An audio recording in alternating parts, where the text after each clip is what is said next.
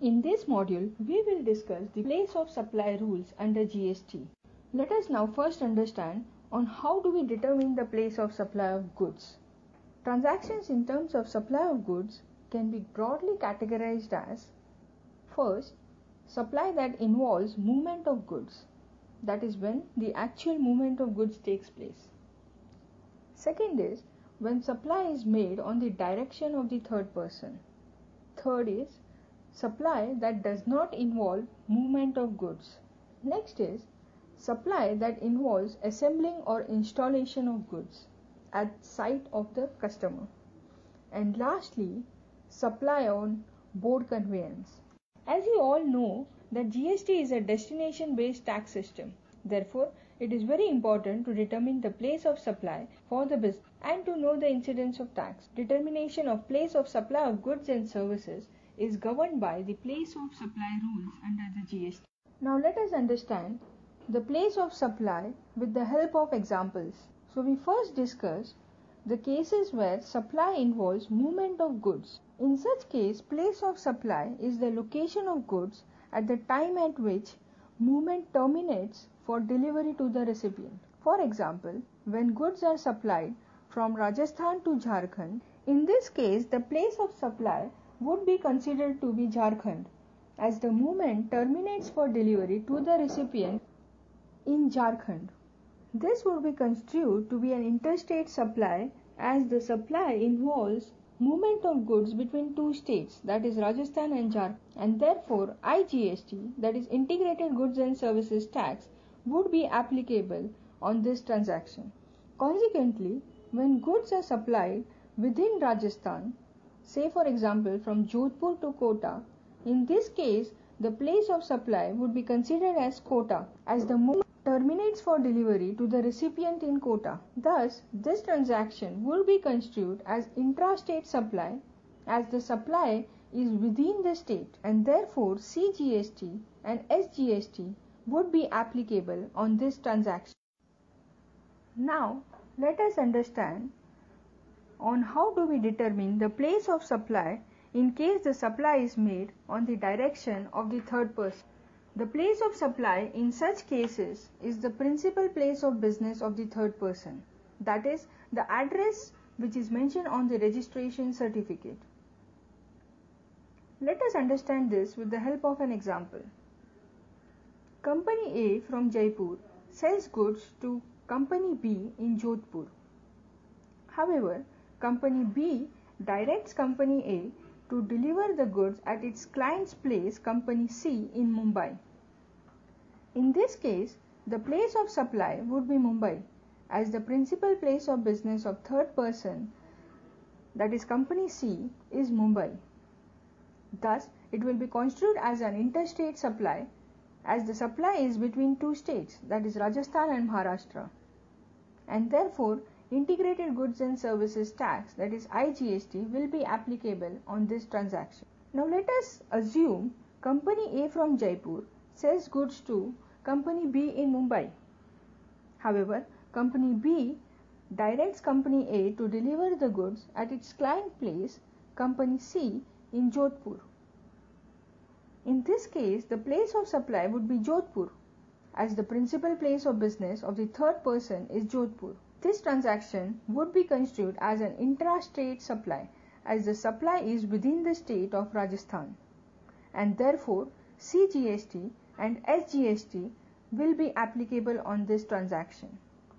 Next is determination of place of supply when it does not involve movement of goods. The place of supply in such cases is the location of such goods at the time of delivery to receiver. For instance, Company A sells its stock stored in warehouse in Mumbai to Company B, who is based in Calcutta. Company B has taken Company A's factory, which includes its warehouse, on lease to operate from Mumbai. In this case, place of supply is Mumbai, as the goods are located in Mumbai at the time of delivery to Company B. In this case, seller location is Mumbai and delivery location is also Mumbai, and therefore it is an intrastate transaction, and hence CGST and SGST will be applicable on this transaction. On the contrary, if Company A in Gujarat sells its stock stored in warehouse in Mumbai to Company B who is based in Kolkata, in this case, Company B has taken Company A's factory, which includes its warehouse, on lease to operate from Mumbai. Therefore, in this case, the place of supply is Mumbai, as the goods are located in Mumbai and the location of the seller is in Gujarat. Thus, it is an interstate transaction and hence IGST will be applicable on this transaction. Next is determination of place of supply when supply involves installation or assembly of goods at customer's site. In this case, the place of supply is the place of installation or assembly. Let us understand again with the help of an example. Suppose Company A in Maharashtra agrees to supply lift in complete installed premises of buyer in Gujarat. Place of supply in this case would be Gujarat, as the lift is installed in Gujarat. In this case, the location of the supplier is Maharashtra and the place of supply is Gujarat. Hence, it would be considered as interstate supply and thus IGST would be applicable on this transaction.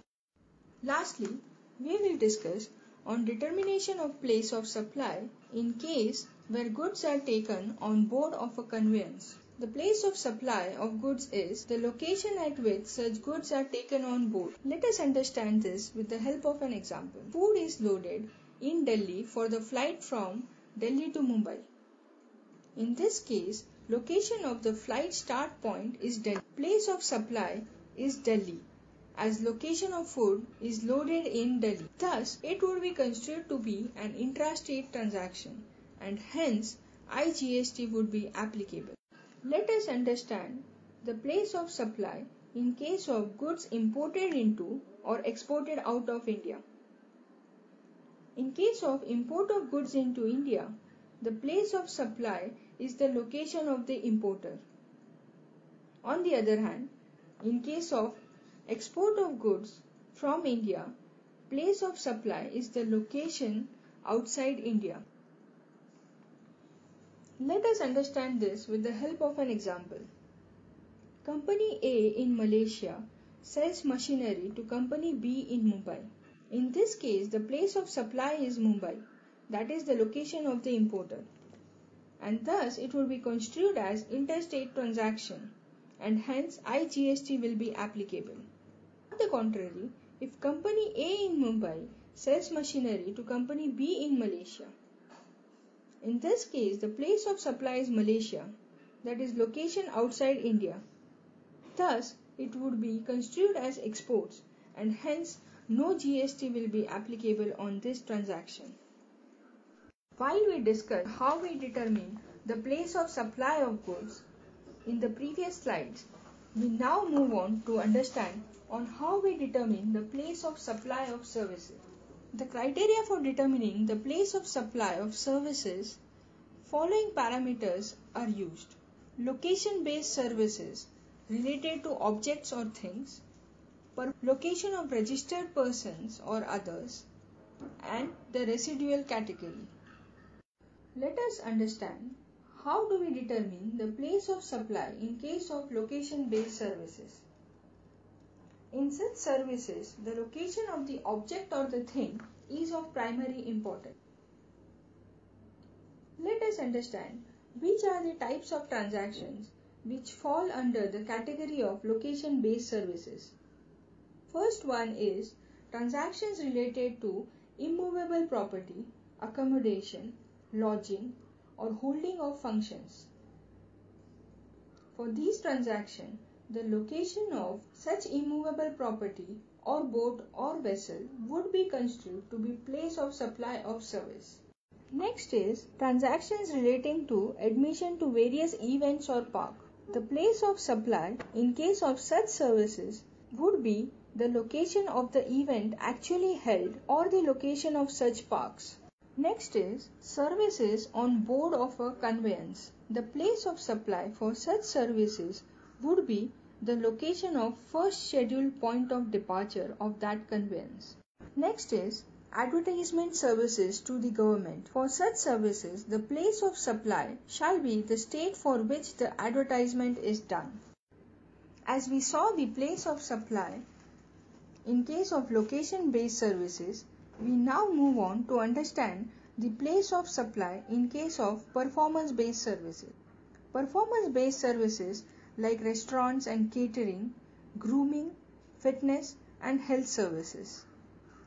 For these services, the place of supply would be the location of the services where they are actually performed. Next is determination of the place of supply of services in case where the location of the registered person or others are involved. Let us understand what are the type of transactions which would be covered under this category of services. To begin with, services like banking, financial or stockbroking services. In this case, the place of supply would be the location of the recipient of the services on records of the supplier of services. If the service is not linked to the account of the recipient of services, then the location of the supplier of services would be treated as the place of supply. Next is insurance services. In case of insurance services, the place of supply is the location of the registered service recipient. If the location of the registered service recipient is not available, then the address on the records of the supplier of services would be treated as the place of supply of services. Next is organization of events, exhibitions or sponsorship services. In such cases, the place of supply is the location of the registered service recipient. If the location of registered service recipient is not available, then the place of supply would be the location of such event. Next is services of transportation of goods, including by mail or by courier. In this case, the place of supply is the location of registered service recipient. If it is not available, then the location of the goods being handed over for their transportation would be treated as the place of supply of service. Next is training and performance appraisal services. In this case, the place of supply of service is the location of the registered service recipient. If it is not available, then the place of supply would be the location where services are actually performed. Lastly, we would discuss the place of supply of service in case of residual category. This means that any transaction or services which does not get covered under any of the services or categories that were discussed before, then in this case the general rule has to be applied. The general rule for place of determination of supply of service is the location of the registered service recipient. If it is not available, then the address on records which is available would be considered to be place of supply of service.